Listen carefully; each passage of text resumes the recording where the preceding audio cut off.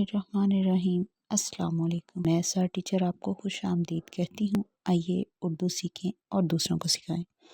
अगर तो आप मेरे चैनल पर नए हैं तो चैनल को सब्सक्राइब करें और बेल आइकन को ज़रूर प्रेस करें ताकि मेरे नए आने वाले वीडियो से आप इस्तेफ़ादा हासिल करें। हम चूँकि उर्दू सीखने जा रहे हैं तो हमें पता होना चाहिए कि उर्दू का लफ्ज़ी मतलब क्या है और इसका आगाज़ किस तरह हुआ। तो चलिए जानते हैं कि उर्दू का लफ्ज़ी मतलब क्या है। का लफ्ज़ी मतलब है लश्करी ज़ुबान।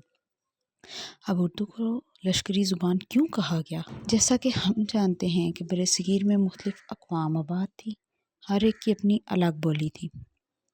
जब मुसलमान फ़ातिहीन फ़तह के बाद बरसगीर में आए तो उन्हें कारोबारी लेन देन और अपने जज्बात व एहसासात की तर्जमानी में बहुत सी मुश्किलात का सामना करना पड़ा, क्योंकि हमारी ज़ुबान ही हमारे जज्बात व एहसासात की तर्जमानी का बेहतरीन ज़रिया होती है। तो इसी वजह से मुख्तलिफ़ अक़वाम जब इकट्ठी रहीं तो मुख्तलिफ़ ज़ुबानें मिली।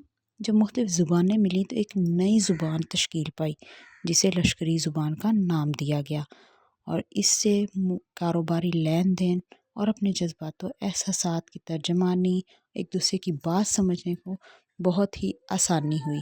इन चीज़ों में बहुत सी मुश्किलात का हल निकल आया। इस तरह से उर्दू का आगाज़ हुआ।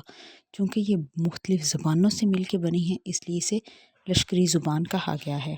उर्दू जो है उसने वक्त के साथ साथ तरक्की की मनाज़िल तय की हैं।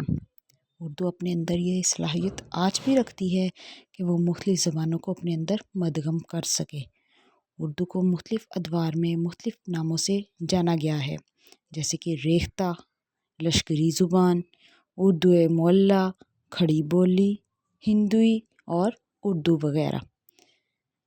ये तो हो गया हमारा उर्दू का तारुफ। मिलते हैं एक नई वीडियो में एक नए उन्वान के साथ। तब तक के लिए दुआओं में याद रखिए।